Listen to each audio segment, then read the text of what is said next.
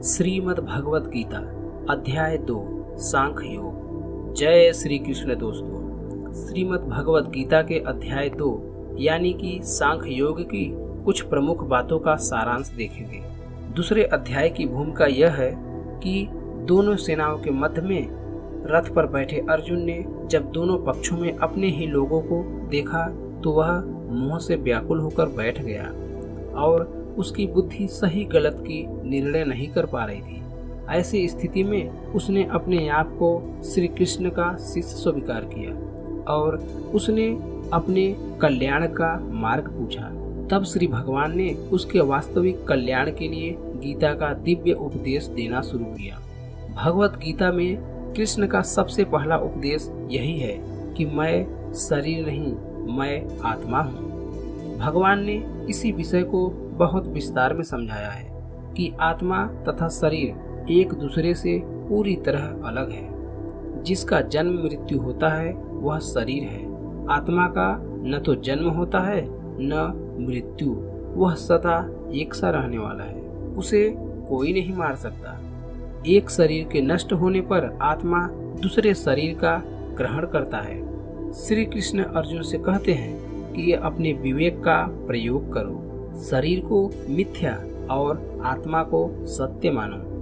इसके आगे श्री कृष्ण ने कर्तव्य पालन, निष्काम कर्म और बुद्धि योग के महत्वपूर्ण उपदेश दिए हैं। श्री कृष्ण कहते हैं कि क्षत्रिय होने के नाते अर्जुन का कर्तव्य है कि वह युद्ध से पीछे न हटे। उन्होंने बताया कि लाभ, हानि, मान, अपमान, सर्दी, गर्मी आदि द्वंद्वों को सहकर निष्काम भाव से अपने कर्तव्य पालन करने के लिए कर्म में कर्म का बंधन नहीं लगता। जब तक मनुष्य में भोगों की कामना बनी रहती है तब तक उसकी बुद्धि अस्थिर रहती है और परमात्मा में नहीं लगती तथा कर्म में ही मनुष्य का अधिकार है। अतः फल को, आसक्ति को त्याग कर समबुद्धि से कर्म करना चाहिए। श्री कृष्ण ने सकाम कर्मों को त्याग कर निष्काम भाव से कर्म करके प्रकृति के 3 गुणों से ऊपर उठने की बात की है, जिससे मनुष्य की बुद्धि परमात्मा में स्थिर हो जाती है। ऐसे स्थित बुद्धि वाले मनुष्य को स्थित प्रज्ञ कहा गया है। इसके बाद भगवान ने अर्जुन के पूछने पर स्थित प्रज्ञ व्यक्ति के लक्षण बताए हैं। श्री कृष्ण कहते हैं कि हे अर्जुन, स्थित प्रज्ञ मनुष्य सभी कामनाओं का त्यागी होता है। वह दुख आने पर दुखी नहीं होता और खुशी आने पर हर्षित नहीं होता। उसका मन और इंद्रियां संयमित होती है। उसकी सांसारिक विषयों में कोई रस नहीं होता। वह सांसारिक द्वंद्वों को सहन करके स्थिर बुद्धि में कामना रहित होकर अंतःकरण को प्रसन्नता को प्राप्त होता है। स्थित प्रज्ञ मनुष्य ऐसे दिव्य स्थिति को प्राप्त करता है और जीवन के अंत काल में भी इसी स्थिति में रहकर शाश्वत शांति को प्राप्त होता है। तो दोस्तों, ये था भगवत गीता अध्याय 2 सांख्य योग का सारांश। अब हम देखेंगे सांख्य योग के हर एक श्लोक के बारे में। तो आइए सुनते हैं भगवत गीता सांख्य योग। भगवत गीता अध्याय 2 सांख्य योग। जय श्री कृष्ण दोस्तों, जीवन तो सभी जीते हैं, लेकिन इसे जीने का सही तरीका किसे आता है? यही ध्येय है हमारी इस भगवत गीता का। पहले अध्याय में आपने अर्जुन का विषाद, उसका दुख, उसकी दुविधा जानी। अब श्री कृष्ण उसका उत्तर देंगे और इस अध्याय का नाम है सांख्य योग। इसमें अर्जुन को कायरता तथा उसके भ्रम को लेकर विश्लेषण है। यहाँ से शुरुआत होती है उस ज्ञान की जिसके लिए भगवत गीता दुनिया में सबसे महानतम ग्रंथ और ज्ञान का भंडार माना जाता है। संजय उवाच तम तथा कृपयाविष्टं सुपूर्णाकुलेक्षणं विसिदन्तमिन्दवाक्यमुवाच मधुसूदनः।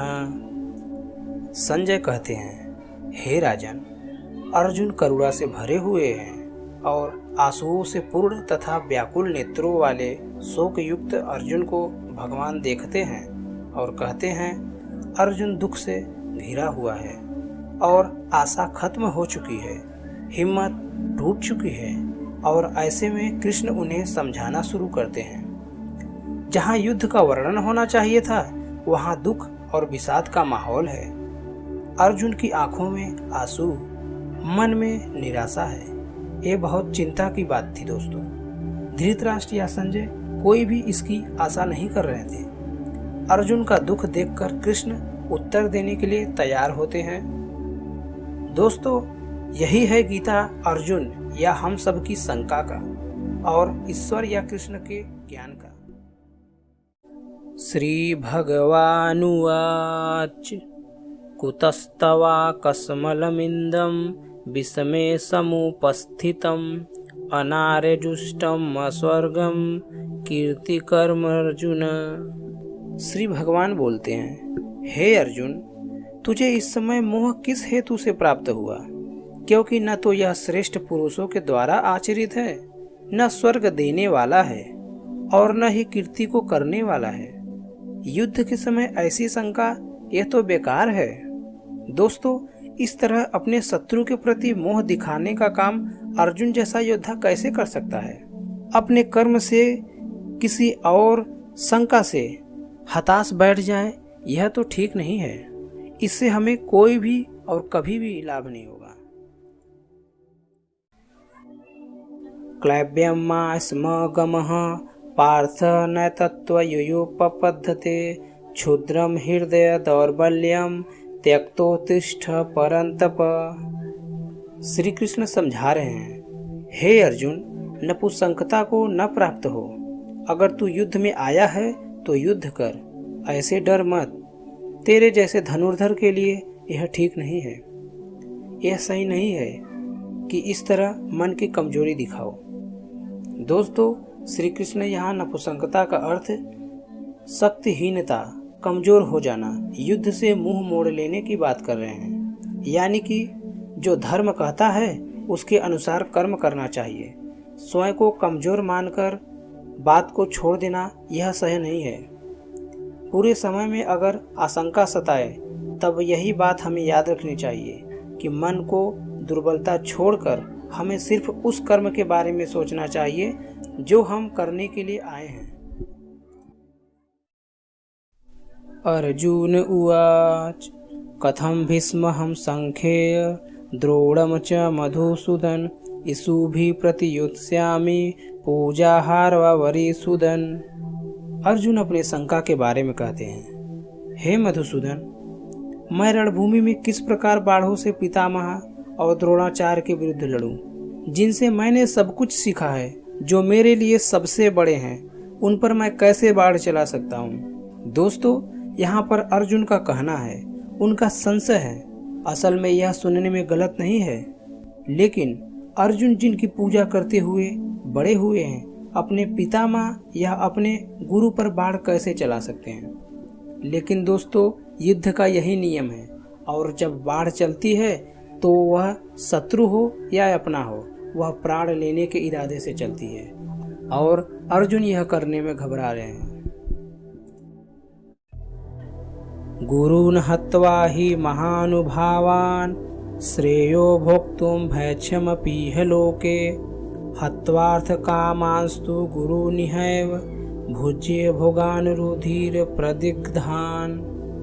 अर्जुन को दुविधा गलत नहीं लगती जब वह ऐसा कहते हैं कि इन महानुभाव गुरुजनों को न मारकर मैं इस लोक में भिक्षा का अन्न खाना भी कल्याणकारक समझता हूँ। यहाँ पर अर्जुन कहते हैं कि इन गुरुजनों को मारकर इस दुनिया में किसी भी तरह का लाभ ले लो, उसका क्या मतलब है? अपने इन लोगों को मारकर उससे अर्थ और भोग, धन, धान्य, ऐश्वर्य, यह सब तो मैं प्राप्त कर लूंगा, परंतु ऐसे भोगों से क्या प्राप्त होगा? दोस्तों, अर्जुन ही नहीं, दुनिया में न जाने ऐसे कितने लोग होते हैं जिन्हें लगता है कि परिवार से दूर भी ना हो और मोक्ष भी प्राप्त हो जाए, परंतु ऐसा संभव नहीं है।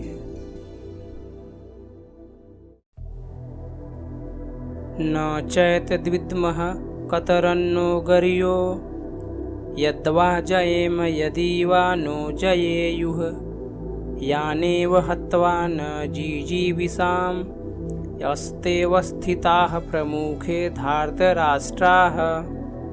अर्जुन कहते हैं, हम यह भी नहीं जानते कि हमारे लिए युद्ध करना न करना इन दोनों में से कौन सा श्रेष्ठ है, अथवा वे यह भी नहीं जानते कि हम उन्हें जीतेंगे या वे हमें जीतेंगे। जिन्हें मारकर हम जीना भी नहीं चाहते, वे हमारे मुकाबले हम ही से लड़ने के लिए खड़े हैं। भविष्य में क्या होगा यह कोई नहीं जानता। विधि ने क्या विधान लिखा है उसके बारे में किसी को पता नहीं, लेकिन वर्तमान में हम जो करना चाहते हैं उसका निर्णय हमारे हाथ में होता है। दोस्तों, हमारे कर्म सिर्फ व सिर्फ हमारे हाथ में होता है। तो क्या युद्ध जीतेंगे या नहीं वो हमारे हाथ में नहीं है। अपने कर्म को पूरा करने के लिए हमें किसी भी मार्ग पर जाना पड़े तो जाना चाहिए। दोस्तों, कार्पण्य दोषोपहत स्वभावः पृच्छामि त्वाम धर्म सम्मूढ़े चेताः यच्छ्रेयस्यानि चिन्तं ब्रूहि तन्मे शिष्यस्तेऽहं साधि मां त्वां प्रपन्नम। दोस्तों, यहाँ अर्जुन श्री कृष्ण से कहते हैं, हे प्रभु, मैं अपनी कृपण दुर्बलता के कारण अपना कर्तव्य भूल गया हूँ और सारा धैर्य खो चुका हूँ। ऐसी अवस्था में मैं आपसे पूछ रहा हूँ कि जो मेरे लिए श्रेष्ठकर हो उसे निश्चित रूप से बताएं। हे प्रभु, मैं आपका शिष्य हूँ, इसलिए मैं अपने आप को आपके समक्ष सौंपता हूँ। कृपया जो मेरे लिए सही हो वो मुझे उपदेश दीजिए। ठीक दोस्तों, हमें अर्जुन की तरह ही करना चाहिए। यदि हमें कुछ न समझ में आए तो हमें भी अपने गुरु से उपदेश लेना चाहिए और अपने हृदय की हर एक बात उन्हें खुलकर बताना चाहिए। जो भी हो, चाहे शंका हो, चाहे भय हो, चाहे दोस्तों कुछ भी हो।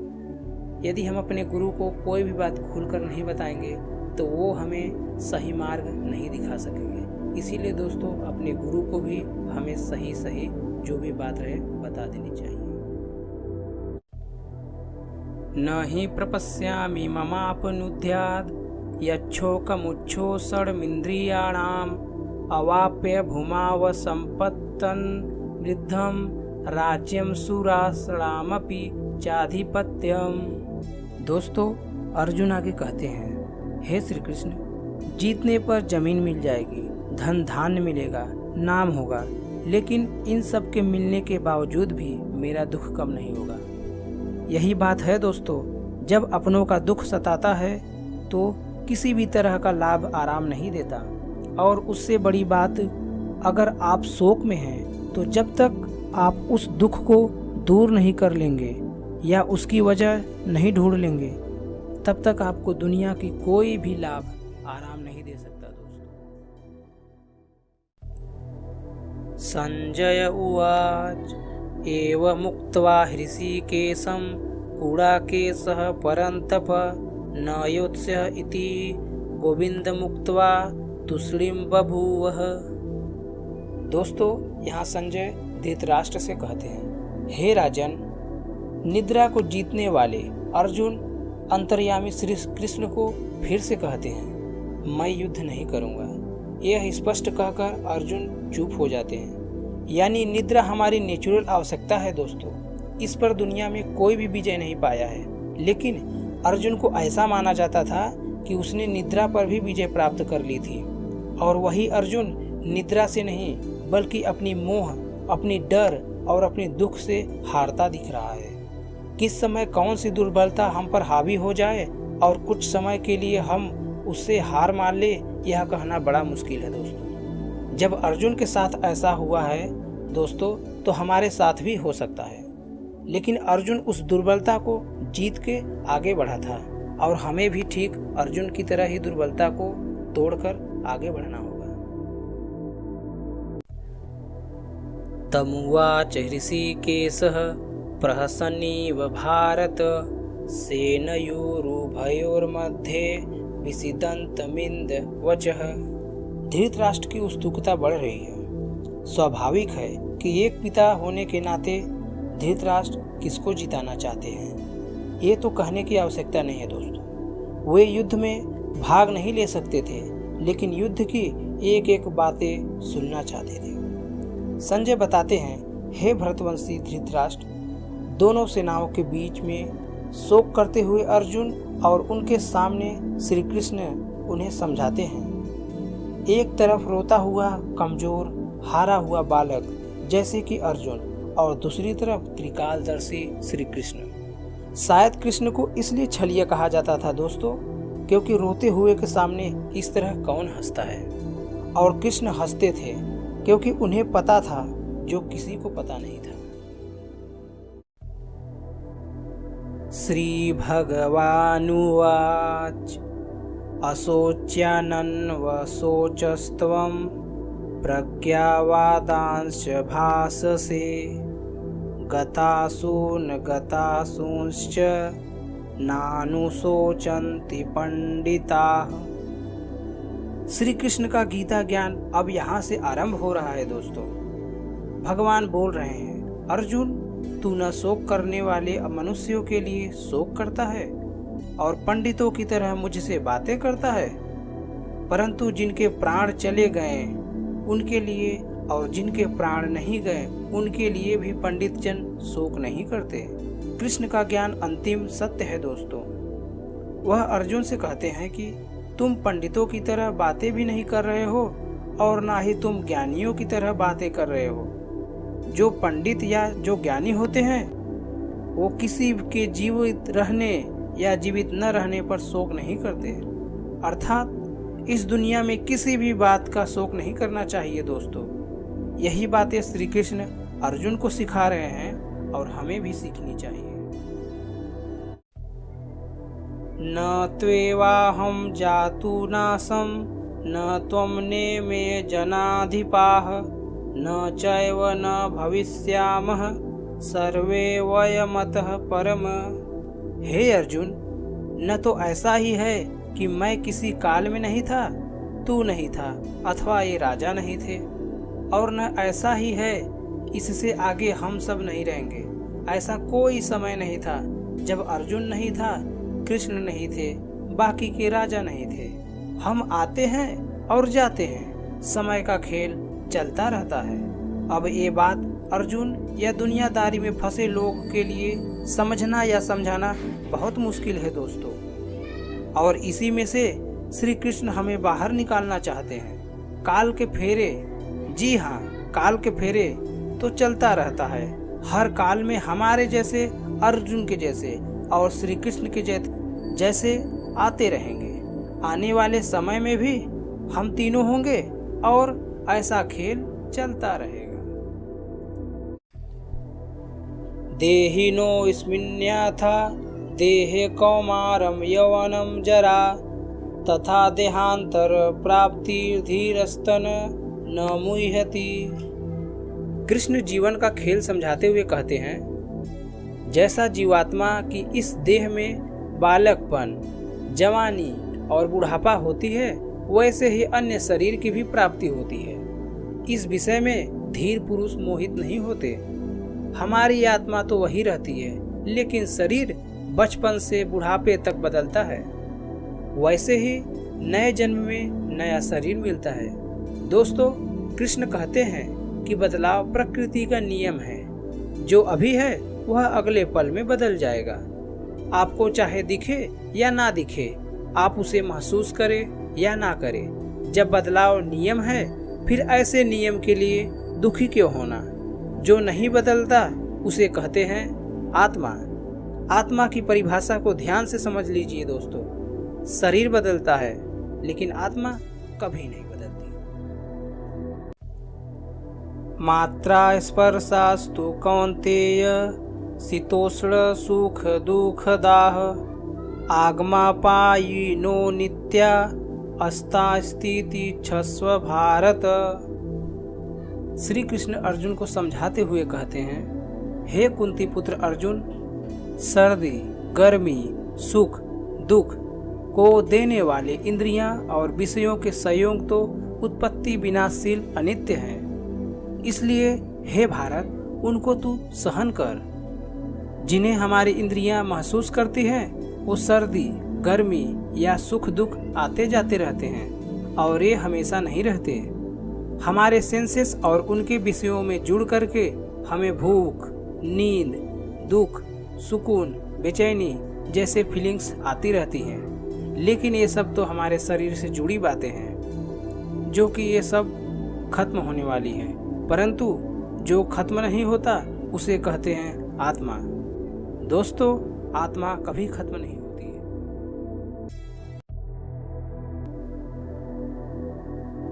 यम ही न व्यथयन्ते ते पुरुषम पुरुषर्षभ समदुःख सुखम धीरम सोमृतत्वाय कल्पते। श्री कृष्ण कहते हैं, हे पुरुष श्रेष्ठ, सुख दुख को समान समझने वाले जिस धीर पुरुष को ये इंद्रियां और विषयों के संयोग व्याकुल नहीं करते, वो मोक्ष के योग्य होता है। सुख दुख जो बराबर समझे, जो दोनों हालत में एक जैसा रहे, वही जीवन में आगे बढ़ता है। जितनी भी आपकी आयु हो दोस्तों, जीवन में जरा पीछे मुड़कर देखिए। न जाने कितनी बार आप दुख से बीते होंगे। कभी बेतहाशा खुशी हुई होगी, तो कभी किसी के जाने या भारी नुकसान होने से आप फूट फूट कर रोए होंगे। और आगे आने वाले जीवन में भी ऐसा ही होते रहेगा। ज्ञानी जन इन सभी बातों को अच्छी तरह जानते हैं कि सुख और दुख तो आते जाते रहते हैं। ये एक ही भाव में कभी नहीं रुकता और ना ही कभी रुकेगा। ना सतो विद्यते भावो ना भावो विद्यते सतः उभयोरोपि दृष्टोऽन्त अस्तवनयो अस्तत्वदर्शिभिः।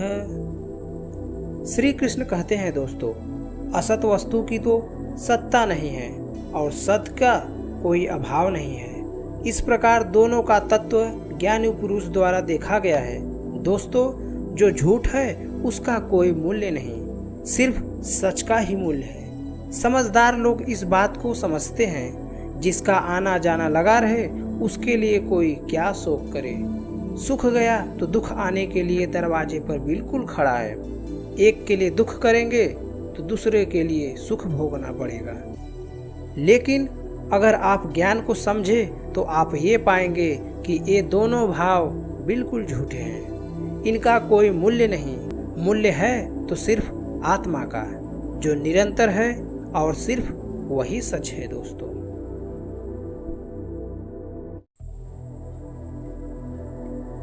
अविनाशी तु तद्विद्धि येन सर्वमिदं ततं विनाशं व्यस्यास्य न कश्चित् कर्तुमर्हति।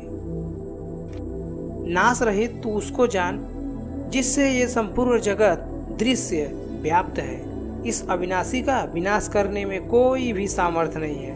मतलब सिर्फ वही है जिसमें ये पूरा जगत, पूरी दुनिया समाई हुई है, जो सबसे बड़ा सच है। बाकी सब कुछ आता है जाता है, सिर्फ ये सच्चाई ही हमेशा के लिए है। इस बात को समझने में कठिनाई तो हो सकती है, ऐसा भी हो सकता है कि समझ में न आए, लेकिन इसे समझे बिना कोई हल भी नहीं हो सकता। हमारी आत्मा दुनिया की सबसे बड़ी सच्चाई है। यही आत्मा हमारे भीतर है, और जब ये आत्मा बाहर है तो पूरी दुनिया हमें दिखती है, और वो भी इसी में समाई हुई है। अंतवंत इमे देहा नित्यस्योक्ताः शरीरिणः अनाशिनो प्रमेयस्य तस्माद्युध्यस्व भारत। सबसे बड़ी सच्चाई है आत्मा, जो कभी मरती नहीं है। बाकी सब कुछ, हमारा शरीर, हमारे भाव, जो मर जाते हैं। कृष्ण कहते हैं, हे भरतवर्षी अर्जुन, तू युद्ध कर, क्योंकि ये आत्मा अमर है, इसका मरना संभव नहीं है। इसलिए इसे सबसे बड़ी सच्चाई कहा गया है। महापुरुष इसी ज्ञान को, इसी आत्मा को समझने में अपना पूरा जीवन संन्यास में, समाधि में तथा ध्यान में बिता देते हैं। कृष्ण का कहना है दोस्तों कि शरीर नाशवान है और आत्मा अमर है, और वही सच्चाई है, तो शोक किस बात का करना। य एनं वेत्ति हन्तारं यश्चैनं मन्यते हतं उभौतौ न बीजानितौ नायम हन्ति न हन्यते। जो इसको मरा हुआ मानता है वो दोनों ही नहीं जानते सच्चाई को, क्योंकि ये आत्मा वास्तव में न किसी को मारती है और न ही किसी के द्वारा मारी जाती है। अर्थात आत्मा तो सिर्फ होती है, उसका होना ही सच है, बाकी कुछ नहीं। ये तो है ही जो हमें सोचने पर मजबूर करती है कि हमने किसी को मार दिया या हम किसी को मार देंगे। लोग अपने अहंकार में ऐसा समझते हैं कि वो बहुत कुछ कर लेंगे, लेकिन वो ये नहीं जानते कि ये उनकी नादानी है और अज्ञानता है। न जायते म्रियते वा कदाचिन नायम भूत्वा भविता वा न भूयः अजो नित्यः शाश्वतोऽयं पुराणो न हन्यते हन्यमाने शरीरे।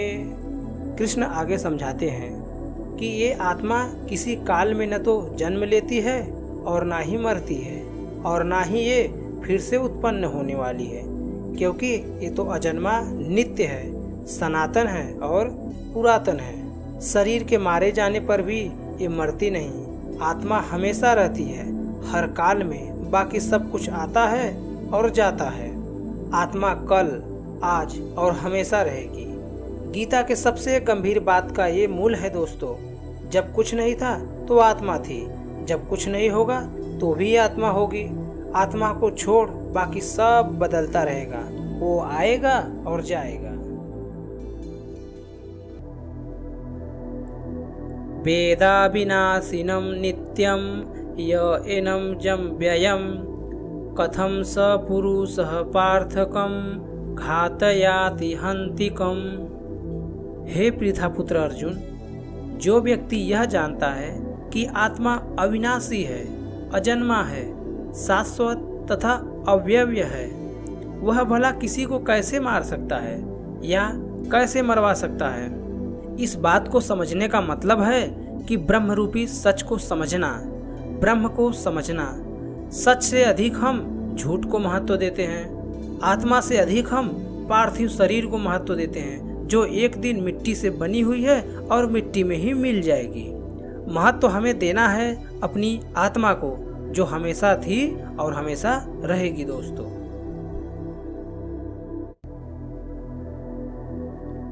वंशासि जीर्णानि यथा विहाय नवानि गृह्णाति नरोपराणि तथा शरीराणि विहाय जीर्णान्यानि संयाति नवानि देहि। जैसे मनुष्य पुराने वस्त्रों को त्याग कर दूसरे नए वस्त्रों को ग्रहण करता है, वैसे ही जीव आत्मा शरीर को छोड़कर दूसरे नए शरीर में प्रवेश करती है। मतलब आत्मा को छोड़ बाकी सब कुछ बदलता रहता है।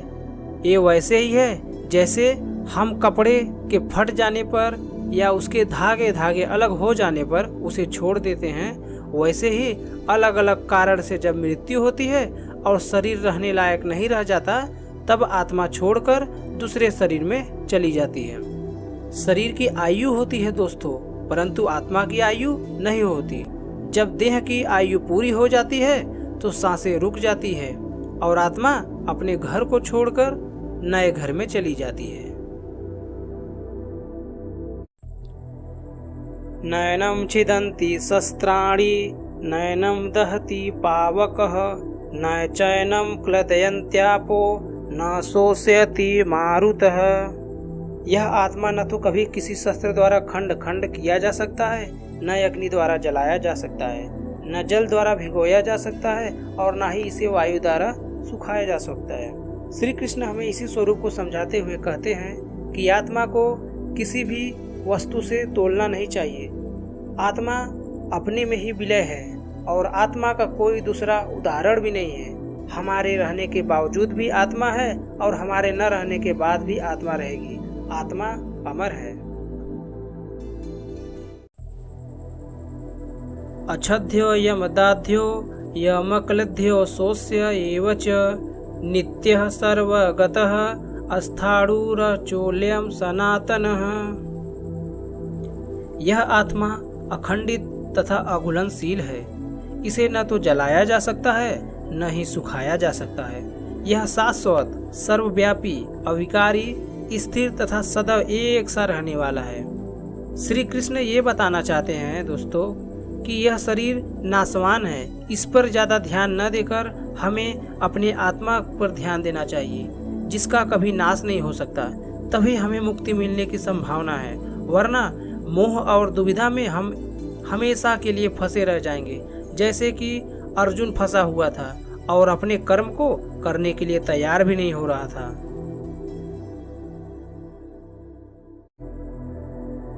अव्यक्तो यमचिन्त्यो यम विकार्यो यमिच्यते तस्मादेवं विदित्वैनं नानुशोचितुमर्हसि।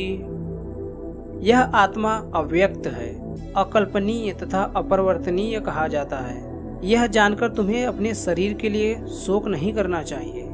श्री कृष्ण आगे कहते हैं, हे अर्जुन, आत्मा को उपर्युक्त प्रकार से जानकर तू शोक करने योग्य नहीं है, अर्थात तुझे शोक करना उचित नहीं है। आत्मा अव्यक्त है इसलिए क्योंकि इस आत्मा को हम अपने इंद्रियों से नहीं समझ सकते। ये इंद्रियां इस दुनिया के लिए है और ये इंद्रियां इस दुनिया में हमें सुख, दुख, सर्दी, गर्मी, खाना, पीना, छूना ऐसी हलचल करने के लिए मिली है। आत्मा इन सब से परे है।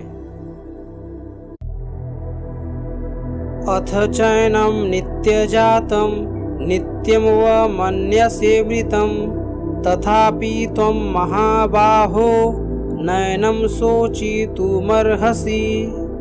आत्मा का ये ज्ञान कृष्ण अर्जुन को इसलिए दे रहे हैं क्योंकि जिनके लिए वो शोक कर रहा है वो व्यर्थ है।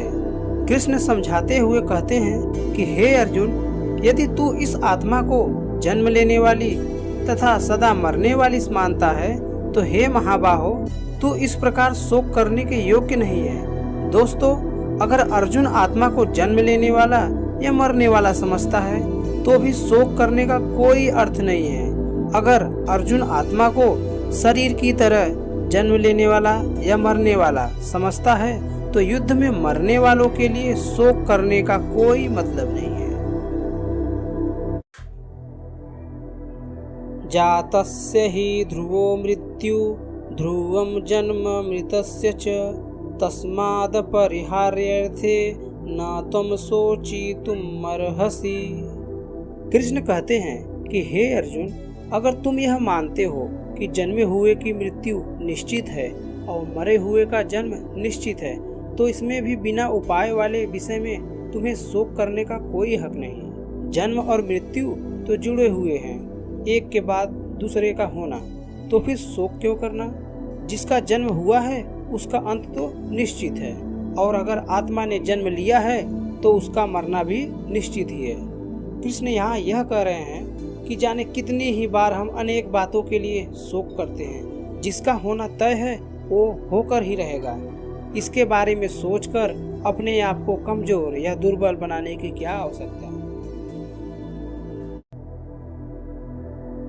अव्यक्तादीनि भूतानि व्यक्तमध्यानि भारत अव्यक्त निधनान्येव तत्र का परिदेवना।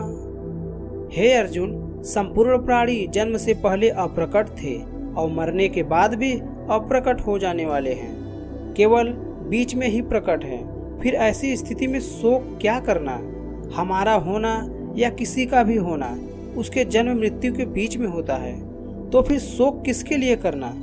अचानक से जन्म होता है, जब कोई नहीं था तो नया खिलखिलाता हुआ जीवन आता है खुशियाँ लिए हुए, लेकिन उसके साथ ही किसी के जाने की तैयारी भी हो जाती है।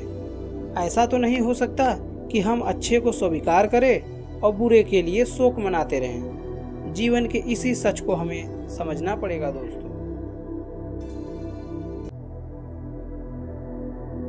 आश्चर्य पश्यति काश्चिदेन माश्चर्यवदति तथैव चान्यः आश्चर्यवश्चैन्यमन्यः श्रीणोति श्रुत्वाप्येनं वेद न चैव कश्चित्।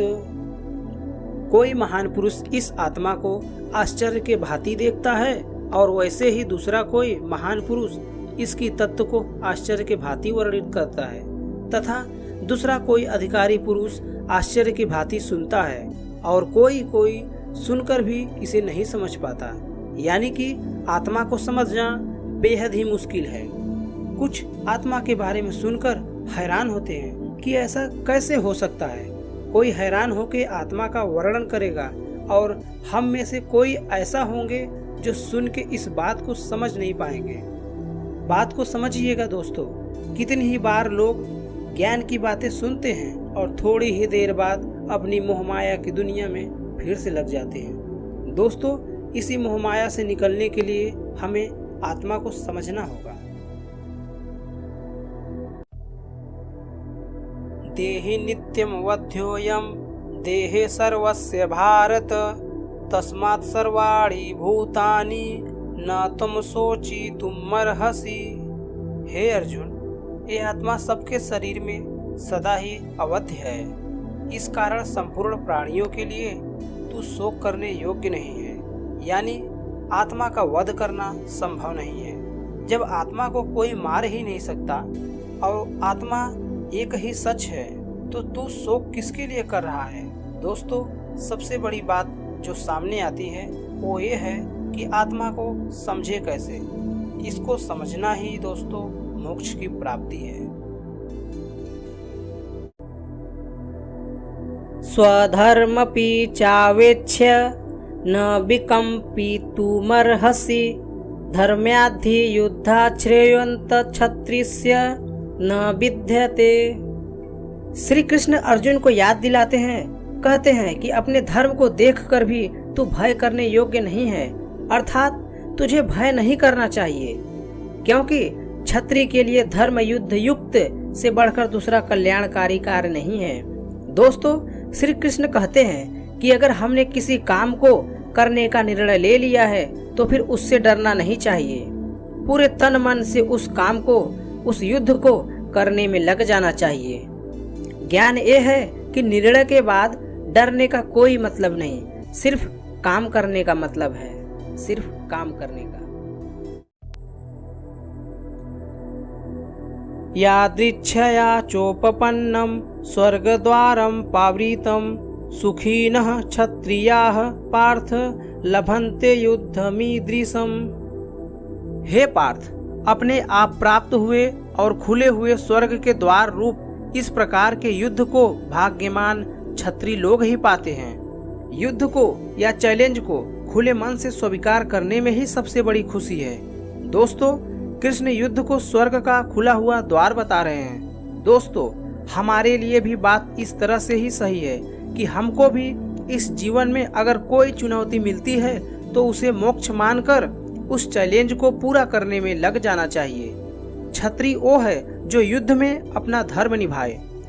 यदि आपकी कामना, आपका प्रयास आपके लिए युद्ध है तो आप एक क्षत्रिय की तरह आपको अपने धर्म को पूरा करना चाहिए। अथ चेत्त्वमिमं धर्म्यं संग्रामं न करिष्यसि ततः स्वधर्मं कीर्तिमं च हित्वा पापं वाप्स्यसि।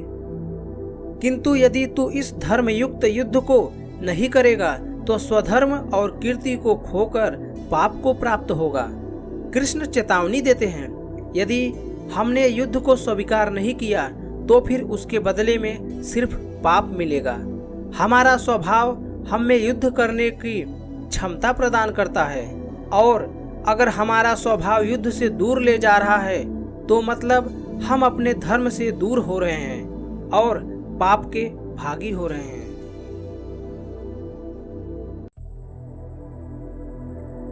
अपकीर्तं चापि भूतानि कथयिष्यन्ति ते व्ययाम संभावितस्य चाकीर्तिर्मरणादतिरिच्यते। कृष्ण कहते हैं, हे अर्जुन, सब लोग तेरी बहुत काल तक रहने वाली कीर्ति का कथन करेंगे, और माननीय पुरुष के लिए अपकीर्ति मरण से भी बढ़कर है। मतलब युद्ध करने से मना कर दिया तो उससे बड़ा अपमान और बेइज्जती कुछ नहीं हो सकती।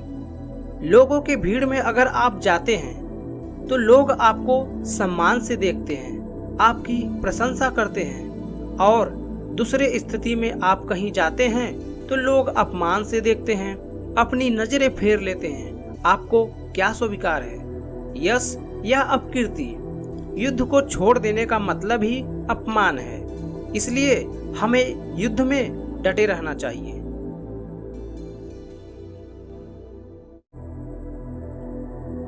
भयाद्रणादुपरन्तं ममस्यन्ते त्वाम महारथा येषां च त्वं बहुमतो भूत्वा यशस्वी लाघवम्। अर्जुन, जिनकी दृष्टि में तू सम्मानित होकर अपलघुता को प्राप्त होगा, वे महारथी तुझे भय के कारण युद्ध से हटा हुआ मानेंगे। दोस्तों, अर्जुन को सब महान योद्धा समझते हैं। अगर अर्जुन युद्ध से हट जाता है तो वो उसे कायर मानेंगे। चाहे अर्जुन हो या हम हो, युद्ध न करने में बहुत अपमान होता है। अच्छा या बुरा, छोटा या महान, सब तुलना का खेल है दोस्तों। इस खेल में हार जीत तो होती ही रहती है। इसके अलावा युद्ध में कौशल दिखाना भी बहुत बड़ी बात होती है। और यदि युद्ध से मुंह फेर ले तो समाज में उसे कहीं भी जगह नहीं मिलती। अवाच्यवादांश्च बहून् दिश्यन्ति तवाहिता निदन्तस्तव सामर्थ्यम ततो दुखंतरम नु किम। आपके शत्रु तो इसी इंतजार में रहते हैं कि कब आपकी निंदा कर सके। युद्ध से भाग के उन्हें ऐसा मौका क्यों देना? हे अर्जुन, तेरे बैरी लोग तेरे सामर्थ्य की निंदा करते हुए तुझे अनेक प्रकार से कटुवचन भी कहेंगे। उससे अधिक दुख और क्या होगा? अपने चारों तरफ देखिए दोस्तों, ऐसे लोगों की कमी नहीं होगी जो इस मौके की तलाश में हैं कि कैसे आपकी नीचा दिखाया जाए। अगर ये मौका आप खुद देंगे उन्हें तो सोचो उन्हें कितनी खुशी होगी। फिर हमें ऐसा मौका देने की क्या जरूरत उन्हें। हतो वा प्रपश्यासि स्वर्गम जित्वा वा भोक्ष्यसे महीम तस्मादुत्तिष्ठ कौन्तेय युद्धाय कृत निश्चयः। या तो युद्ध में मारा जाके स्वर्ग को प्राप्त होगा या संग्राम को जीतकर पृथ्वी का राज्य भोगेगा। इसलिए हे अर्जुन, तू युद्ध करने के लिए तैयार हो। आज की दुनिया में किसी भी बात को सोच के देखिए दोस्तों। पूरे जी जान से खेलने पर आप हार जीत का चिंता नहीं करते। जब आप अपना सब कुछ झोंक चुके होते हैं तो जीतने पर नाम होता है और हारने पर भी आप अपने और दूसरे के मन में सम्मान पाते हैं, क्योंकि आपने अपने धर्म के अनुसार युद्ध किया।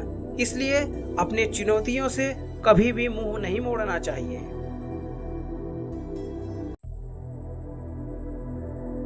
सुख दुखे समे कृत्वा लाभालाभो जया जयो ततो युद्धाय युज्यस्व नैवं पापम वाप्यस्यसि। जय हो या पराजय हो, लाभ हो या हानि हो, और सुख दुख को समान समझकर उसके बाद युद्ध के लिए तैयार हो जाओ। इस प्रकार युद्ध करने से हे अर्जुन, तू पाप को नहीं प्राप्त होगा। दोस्तों, अपनी चुनौती में आप अपना सब कुछ लगा देते हैं तो जीतने पर आपको सब कुछ मिलेगा ही, लेकिन अगर आप हार जाते हैं तो अफसोस नहीं होगा, निराशा नहीं होगी, क्योंकि आपके पास जो भी कुछ था आपने उसे अपनी चुनौती में लगा दिया। अब इसको बड़े ध्यान से देखिए। युद्ध में अपना सब कुछ लगाने पर हार में अंतर कम हो जाता है। और यही चीज कृष्ण भी कह रहे हैं कि सुख दुख को एक जैसा समझे और बस युद्ध में लग जाएं। अच्छा बुरा सबको एक समान समझकर बस अपने काम में लग जाइए। एषा ते विहिता सांख्ये बुद्धिर्योगे त्विमाम शृणु बुद्धया युक्तो यया पार्थ कर्म बंधन प्रहास्यसि। हे पार्थ, ये बुद्धि तेरे लिए ज्ञान योग विषय में कही गई है। अब तू इसको कर्म योग के विषय में सुन। दोस्तों, अब कृष्ण कर्म योग के बारे में बता रहे हैं, जिससे कर्मों के बंधन को तोड़ा जा सके। ज्ञान सोचने और समझने की बात है और कर्म व्यवहारिक है। दोनों तरीके हैं अपने गंतव्य मंजिल पर पहुंचने के लिए।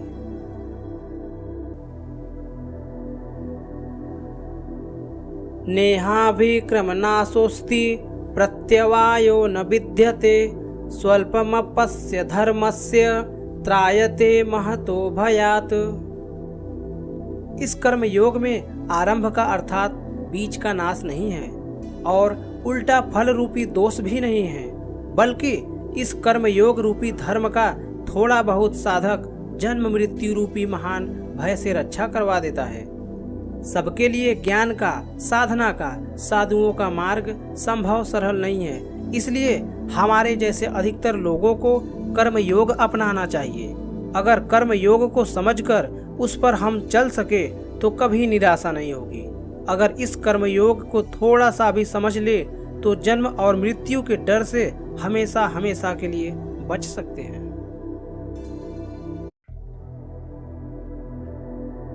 व्यवसायात्मिका बुद्धिरकेः कुरुनन्दन बहुशाखा ह्यनन्ताश्च बुद्धयो व्यवसायात्मिनाम।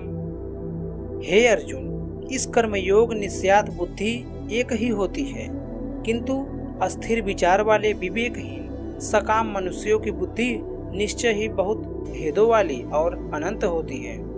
जब फैसला लेना होता है तो बुद्धि एक ही होती है, लेकिन जहाँ सोच की, फैसले की कमी हो वहाँ कई बुद्धियाँ काम करती है। यहाँ अनिर्णय के बारे में कहा गया है। दोस्तों, जब आप फैसला नहीं ले पाते या कोई डिसीजन नहीं ले पाते, न जाने कितनी ही दिशाओं में आपका ध्यान, आपकी बुद्धि जाती है, लेकिन आप निर्णय करने की सोच ले तो उसके बाद सिर्फ उस काम को करने का ही प्रण होता है। और अगर ऐसा नहीं होता है तो ऐसा करना चाहिए। हमें अपनी बुद्धि को स्थिर करके तभी निर्णय लेना चाहिए।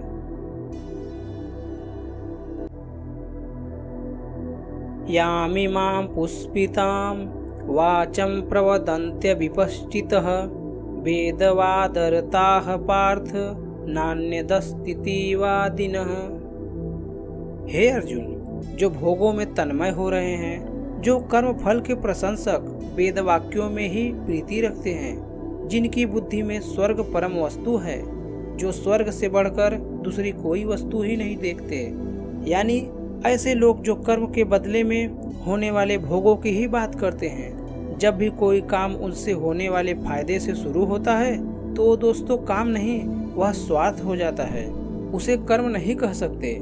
जो लोग ऐसा करते हैं उन्हें श्री कृष्ण कर्म फल का प्रशंसक बता रहे हैं। इसलिए दोस्तों, हमें भी इन सब अकर्मी फलों से बचना चाहिए।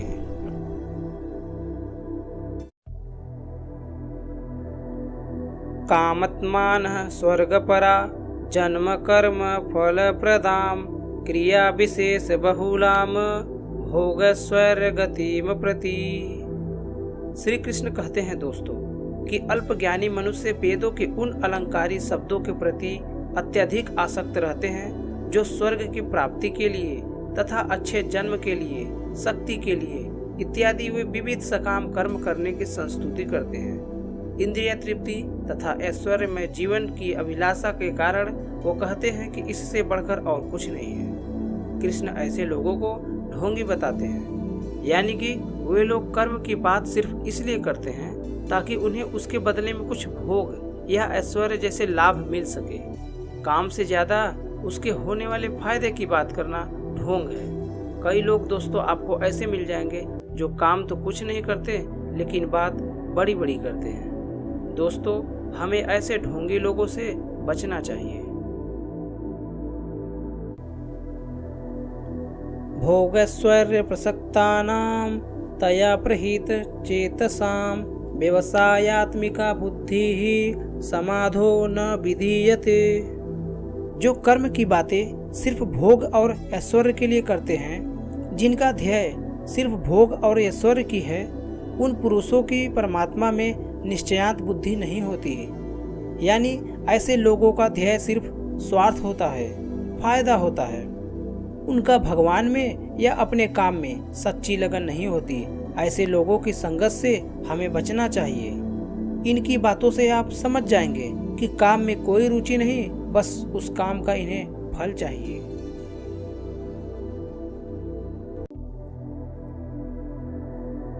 त्रगुण विषया वेदा निस्त्रय गुणयो भवार्जुन निर्द्वंदो नित्य सत्वस्थो निर्योग क्षेम आत्मवान। हे अर्जुन, वेदों के कर्मकांड हमारे प्रकृति के 3 गुणों से जुड़े हुए हैं, इसलिए तू उन भोगों एवं उनके साधनों में आसक्तिहीन, हर्ष शोक आदि बंधनों से रहित नित्य वस्तु परमात्मा में योग स्थित और फल का न चाहने वाले स्वाधीन अंतकरण वाला हो। यहाँ पर श्री कृष्ण अत्यंत कठिन लेकिन सबसे बड़ी बात कह रहे हैं। वो कहते हैं वेद भी सिर्फ 3 गुणों में ही सीमित हैं, उससे आगे वो भी नहीं जानते, और उससे आगे है कर्म योग। उनका कहना है कर्म करो लेकिन उसमें आसक्ति नहीं, उससे जुड़े सुख दुख में लगाव मत रखो।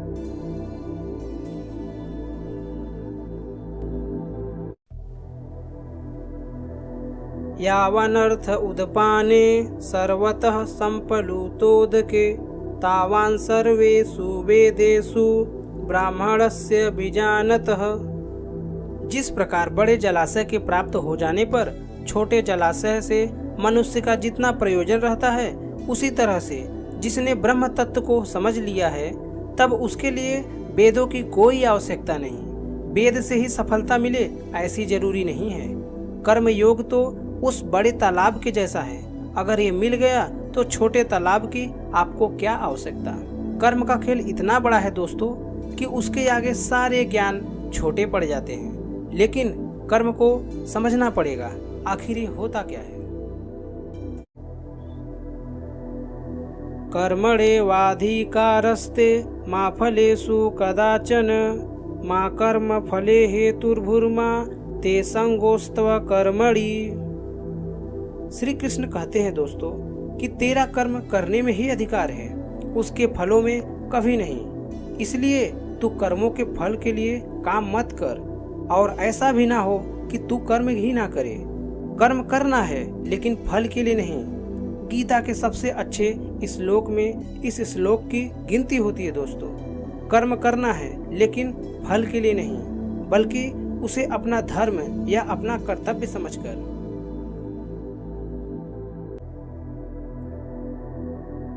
योगस्थः कुरु कर्माणि संग त्यक्त्वा धनंजय सिद्धया सिद्धयोः समो भूत्वा समन्तवः योग उच्यते। कृष्ण योग को और समझा रहे हैं। हे धनंजय, तू आसक्ति को त्याग कर सिद्धि और असिद्धि में समान बुद्धि वाला होकर योग में स्थित हुए कर्तव्य कर्मों को कर। कर्म के फल की इच्छा ना कर, और ऐसे मत करना कि कर्म करने की इच्छा ही ना हो। यही निष्काम कर्म की कुंजी, उसकी चाबी, उसकी सार है। कर्म के बाद क्या फल मिलेगा उसकी परवाह किए बिना बस पूरी लगन से अपने कर्म को और अपने धर्म को पूरा करना चाहिए। दूरेण ह्यवरम कर्म बुद्ध योगा धनंजय बुद्धौ शरणं मन्नविच्छ कृपणाः फल हेतवः। कर्म के फल की इच्छा को छोड़कर जो निष्काम कर्म योगी होता है वो पाप पुण्य से दूर हो जाता है। जो फल के लिए काम करते हैं उन्हें हमेशा असफल होने का डर रहता है, और इसलिए वे कभी कर्म को अच्छे से नहीं कर पाते, और फिर अगर उनको फल मिल भी जाता है तो इसी फल में उलझ जाते हैं। इसलिए हमें बुद्धि योग की शरण में आना चाहिए और लगन सिर्फ काम में, भगवान में होना चाहिए, तब बुद्धि निश्चित रूप से काम कर पाता है।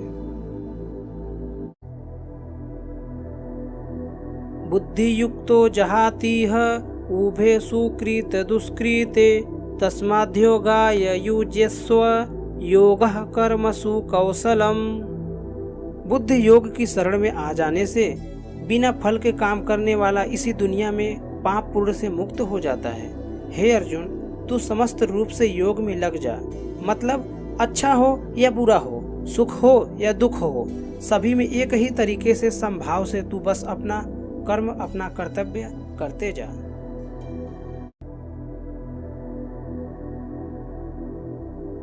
कर्मंज बुद्धि युक्ता ही फलम त्यक्त्वा मनीषिणः जन्म बंधन विनिर्मुक्ताः पदम गच्छन्त्यनामयम्। इस तरह भगवत गीता में लगे रहकर बड़े से बड़े ऋषियों ने, मुनियों ने अथवा भक्तगण अपने आप को इस भौतिक संसार में कर्म के फलों से मुक्त कर लेते हैं। इस प्रकार वे जन्म मृत्यु के चक्कर से छूट जाते हैं और भगवान के पास जाकर उस अवस्था को प्राप्त करते हैं जो समस्त दुखों से परे है।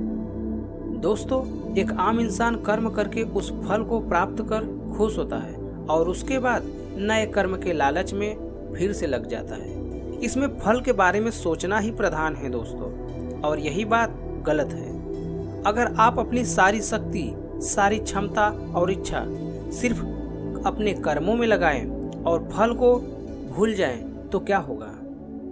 आपका ध्यान कर्मों में रहेगा, आप उस कर्म में और अच्छे होंगे, आपकी तरक्की होगी। और रही बात फल की, तो दोस्तों सोच के देखिए, अगर आपने सही कर्म किया है तो उसका फल जाएगा कहाँ? आपको उसका फल तो भोगना ही पड़ेगा।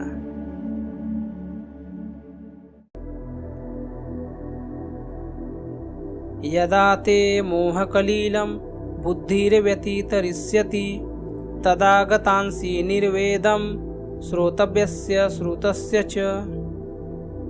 कर्म के फल का मोह हो या रिश्तों का मोह हो, धन या ऐश्वर्य का मोह हो, यही मोह हमें फंसाता है।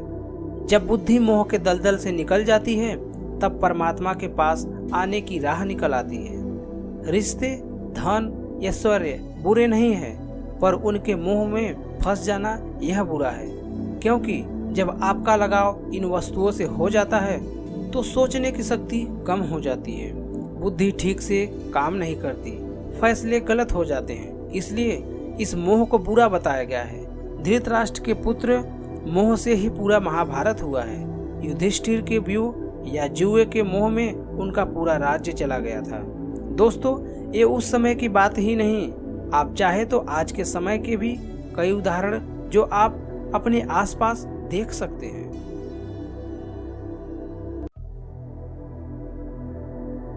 श्रुति विप्रतिपन्ना ते यदा अस्थास्यति निश्चला समाधावचला बुद्धिस्तदा योगम वापस्यसि।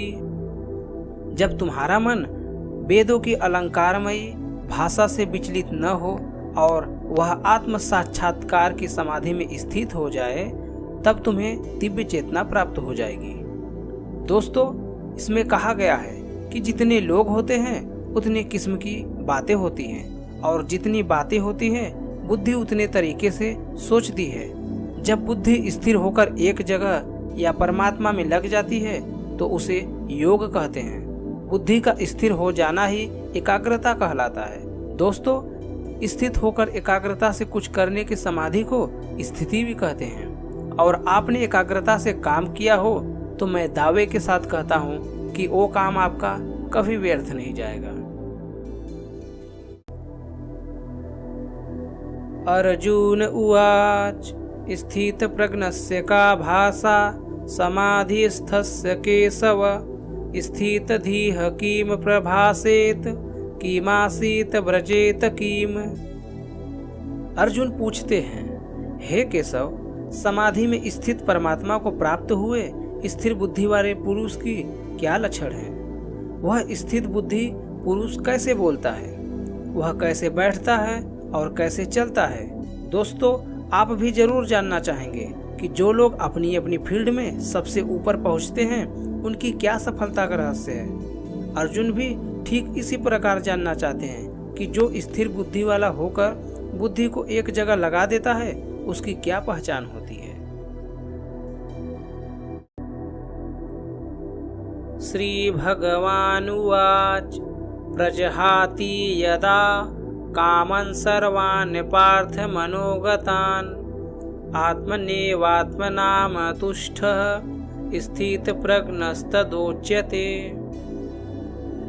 श्री भगवान कहते हैं, हे पार्थ, जब मनुष्य मनोधर्म से उत्पन्न होने वाली इंद्रियां तृप्ति की समस्त कामनाओं को भली भांति परित्याग कर देता है और जब इस तरह से विशुद्ध हुआ उसका मन आत्मा में ही आत्मा को संतुष्ट करता है तो वह विशुद्ध दिव्य चेतना को प्राप्त होता है। श्री कृष्ण कहते हैं, दोस्तों, सबसे बड़ी सच्चाई आत्मा है मोह या कामना को छोड़ना ही आत्मा के पास आना है। जिसको संतुष्टि शांति के लिए किसी दूसरे पर निर्भर नहीं रहना पड़ता, वही अपनी कामनाओं को त्याग कर सकता है। दोस्तों सोचिए, क्या आपको आपकी खुशी के लिए या शांति के लिए किसी और की आवश्यकता पड़ सकती है?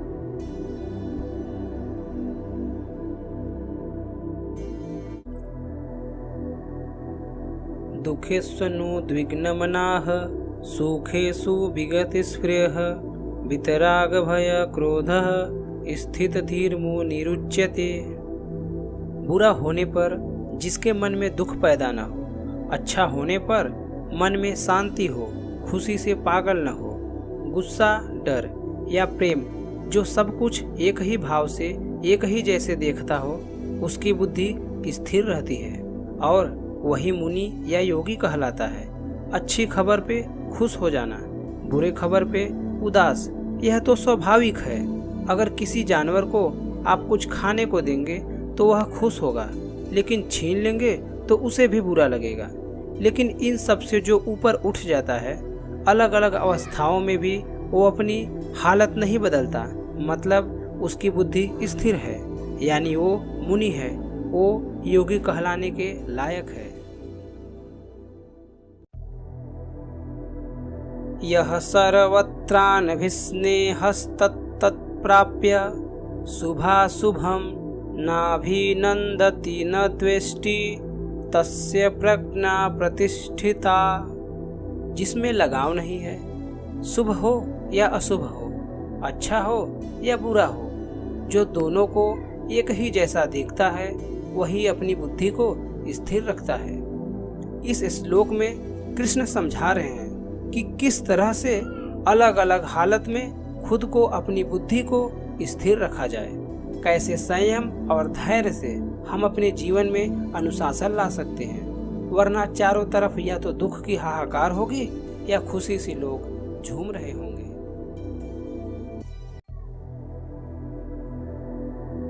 यदा संहरते चायं कूर्मोऽङ्गानीव सर्वशः इन्द्रियाणीन्द्रियार्थेभ्यस्तस्य प्रज्ञा प्रतिष्ठिता।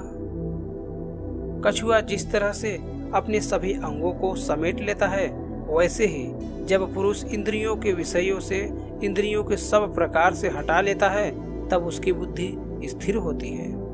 यानी दुनिया में रहकर भी दुनिया से बचना ही बुद्धि का स्थिर करना है। अगर किसी के सामने आप बहुत ही स्वादिष्ट भोजन रखें, तो क्या वह खुद को रोक पाएगा? किसी के सामने आप महंगे आभूषण रखें, तो क्या वह स्वयं पर कंट्रोल कर पाएगा? क्या यह संभव है? दोस्तों नहीं, यह संभव नहीं है। और इसको जो संभव कर दे, उसी की बुद्धि स्थिर होती है। आप खुद पर आजमा के देखिए, अगर दुनिया की वस्तुएं आपको लुभा नहीं पाती, तो आप अपनी बुद्धि को नियंत्रण में लाएंगे। विषया विनिवर्तन्ते निराहारस्य देहिनः रसवर्जं रसोप्यस्य परम दृष्टवा निवर्तते। संभव है कि हम इस दुनिया के विषयों में रुचि न लें, इससे दुनिया से दूर तो हो जाएंगे, लेकिन दुनिया के प्रति उनकी आसक्ति नहीं रह जाती। कहने का मतलब है कि मन की इच्छा को खत्म करना ही आसक्ति को खत्म करना। अगर ऐसा करना है तो ही बुद्धि स्थिर होगी। कृष्ण कह रहे हैं दोस्तों कि मान लीजिए आप दुनिया की वस्तुओं को ना भी बोल देते हैं, तो क्या आपका मन उन्हीं में लगा हुआ है? आसक्ति, इच्छा खत्म करनी है, तभी तो मोह खत्म होगा। मन के लगाव को ही मोह कहते हैं।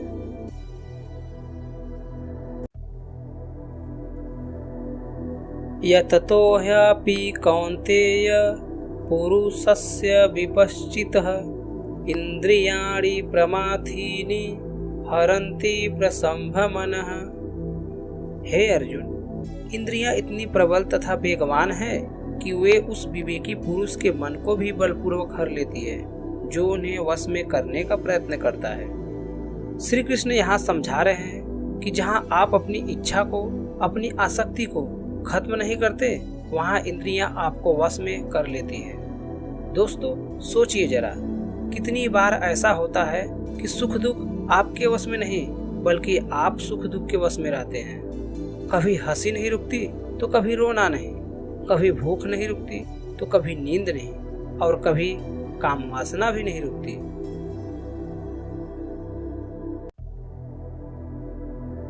तानि सर्वाणि संयम्य युक्त आसीत् मत्परः वशे हि यास्येन्द्रियाणि तस्य प्रज्ञा प्रतिष्ठिता। जो इंद्रियों को पूर्णतया वश में रखते हुए इंद्रियों को संयम में रखता है और अपनी चेतना को मुझ में स्थिर कर देता है, वह मनुष्य स्थिर बुद्धि कहलाता है। दोस्तों, अगली बार आप कुछ भी करें ना, तो ये देखिएगा कि वो काम आपकी इंद्रियां आपसे करवा रही है या आपका कर्म वो करवा रहा है। आप खुद ही समझ जाएंगे कि श्री कृष्ण क्या कहना चाहते हैं। इंद्रियों के वश में न होकर उन्हें अपने वश में करने पर ही आप बुद्धि को स्थिर कर पाएंगे।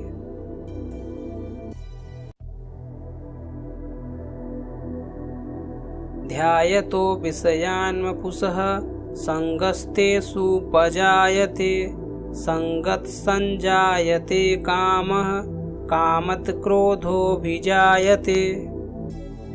विषयों के बारे में अर्थात इच्छाओं के बारे में सोचते रहने से उनमें आसक्ति प्रकट होती है, और आसक्ति के होने से उन इच्छाओं की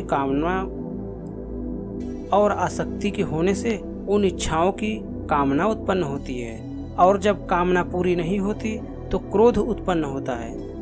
जिस प्रकार खाने से ज्यादा भूख बढ़ती है, ज्यादा सोने से नींद बढ़ती है, उसी तरह जब आप अपनी इच्छाओं के बारे में सोचते रहते हैं तो फिर उसी में फंस जाते हैं, और उसे ही आसक्ति कहते हैं। आसक्ति के बढ़ने को कामना भी कहते हैं, और कामना के पूरा न होने पर क्रोध आता है, और तब आप अपने समझ को खो देते हैं।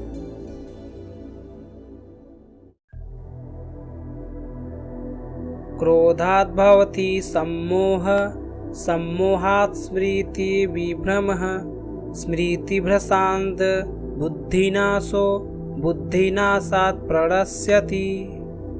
यानी सोचने की शक्ति कम हो जाती है, मूढ़ भाव से स्मृति में भ्रम हो जाता है। जब सोच नहीं सकते तब याद भी नहीं रख सकते। स्मृति के भ्रम हो जाने से बुद्धि का नाश हो जाता है। जरा सोचिए, जब याद ही नहीं रख पाएंगे तो ज्ञान किसी काम नहीं आएगा, बुद्धि बेकार हो जाएगी, और बुद्धि का नाश हो जाने पर पुरुष अपनी स्थिति से गिर जाता है।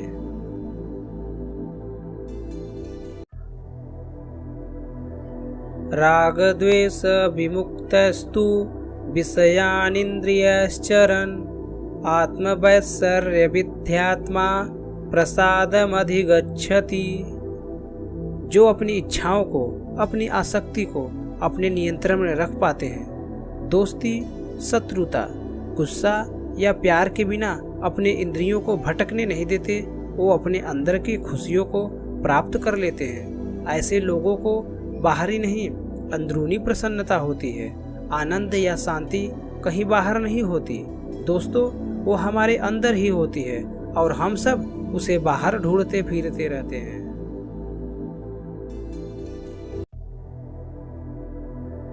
प्रसादे सर्वदुःखानां हानिरस्योपजायते प्रसन्नचेतसो ह्यासु बुद्धिः पर्यवतिष्ठते।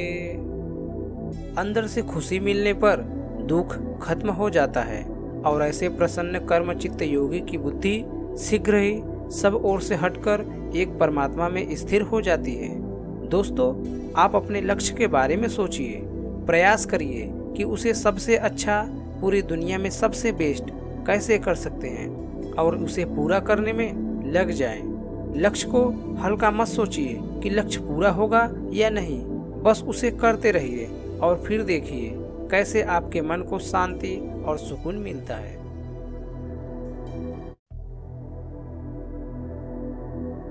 नास्ति बुद्धिर्युक्तस्य न चायुक्तस्य भावना न चाभावयतः शांतिरशांतस्य कुतः सुखम।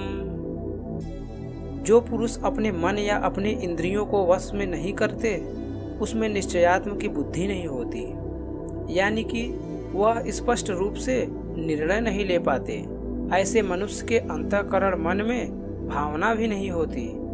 भावनाहीन मनुष्य को शांति नहीं मिलती और शांति रहित मनुष्य को सुख कैसे मिल सकता है। दोस्तों, जैसे एक बीमार आदमी को क्या अच्छा खाना और क्या बुरा खाना, उसे कुछ अच्छा नहीं लगता। जो अंदर होता है वह बाहर आता ही है। जब आपके अंदर शांति ही नहीं होगी तो आपके जीवन में आनंद कहाँ से प्राप्त होगा, आपको खुशी कहाँ से मिलेगी।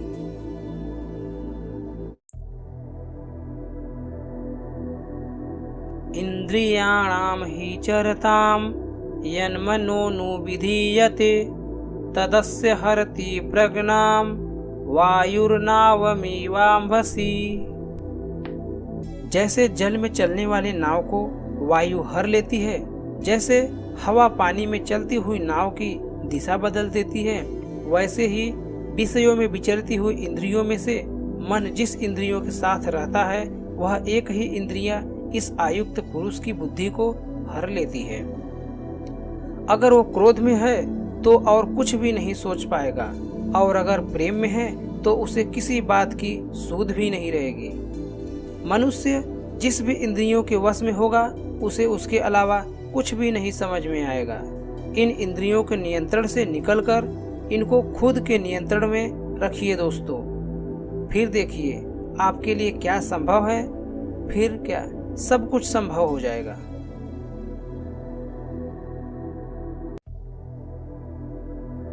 तस्माद्यस्य महाबाहो निगृहीतानि सर्वशः इंद्रियाणीन्द्रियार्थेभ्यस्तस्य प्रज्ञा प्रतिष्ठिता। हे महाबाहो, जिस पुरुष की इंद्रियां इंद्रियों के विषयों में सब प्रकार से निग्रह हुई है उसी की बुद्धि स्थिर है। यानी जिस पुरुष ने अपनी इंद्रियों और उनसे होने वाली इच्छाओं पर पूरी तरह से रोक लगा रखी है उसी की बुद्धि स्थिर है। और बुद्धि हमारा ध्यान ऐसे ऐसे जगह पर ले जाती है जहाँ पे हम उलझ के अपना मकसद भूल जाते हैं। तो दोस्तों, बुद्धि सहारा लेती है हमारी इंद्रियों का। इसलिए अगर बुद्धि पर विजय प्राप्त करनी है तो हमें अपने इंद्रियों को वश में करना ही होगा, नहीं तो हम अपनी बुद्धि को स्थिर में नहीं कर पाएंगे। या निशा सर्वभूतानां तस्याम जागृति संयमी यस्याम जागृति भूतानि सा निशा पश्यतो मुनेः। संपूर्ण प्राणियों के लिए जो रात्रि के समान है, उस नित्य ज्ञान स्वरूप परमानंद की प्राप्ति में स्थित प्रज्ञ योगी जागता है। और जिस नासमान सांसारिक सुख की प्राप्ति में सब प्राणी जागते हैं, परमात्मा के तत्व को जानने वाले मुनि के लिए वह रात्रि के समान है। दोस्तों, कृष्ण के ये बात गहरी है पर हमें समझनी पड़ेगी। जो सबके लिए रात है, उस रात में योगी परमात्मा के लिए, ज्ञान के लिए जागता है और साधना करता है। और जो सबके लिए सांसारिक सुख है, जिसके लिए संसार में हर कोई जागता है, वो सुख योगी के लिए रात के समान है। जब रात में सब सोते हैं तो मेहनती बच्चा अपने लक्ष्य को पूरा करने के लिए मेहनत करता है और वही सफल होता है।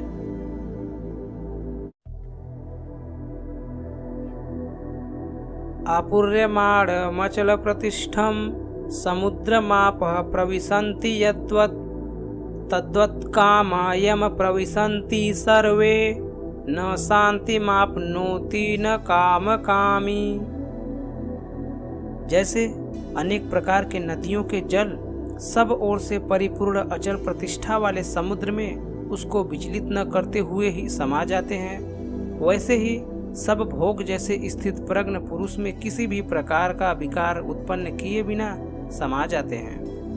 वही पुरुष परम शांति को प्राप्त होता है, भोगों को चाहने वाला नहीं। नदियां समुद्र को विचलित नहीं करती, उसी तरह बुद्धि वाले पुरुष के सारी इच्छाएं, सारे भोग समा जाते हैं और उसे विचलित नहीं करती। कई बार किसी के कहने पर आपको बुरा लगता है और आप अपना आपा खो देते हैं। इसका मतलब आपका आपके ऊपर नियंत्रण नहीं है। ऐसा समुद्र बनिए जिसका कोई नदी किसी भी तरह की गाली या कुछ भी आपको कभी भी विचलित न कर पाए।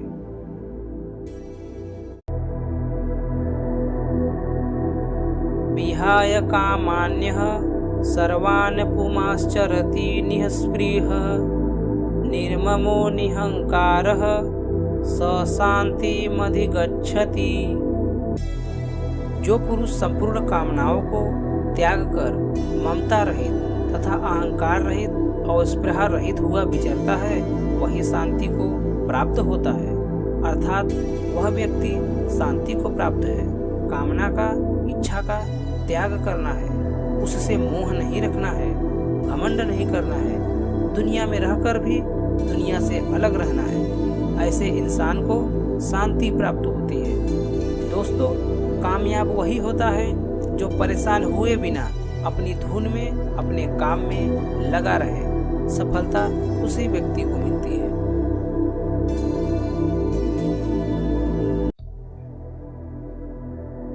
एषा ब्राह्मी स्थितिः पार्थनयनाम प्राप्य विमुह्यति स्थित्वस्यामन्तकालेऽपि ब्रह्मनिर्वाणमृच्छति।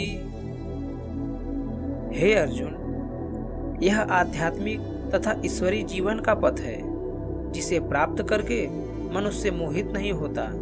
यदि कोई जीवन के अंतिम समय में भी इस तरह स्थित हो तो वह भगवत धाम में प्रवेश कर सकता है।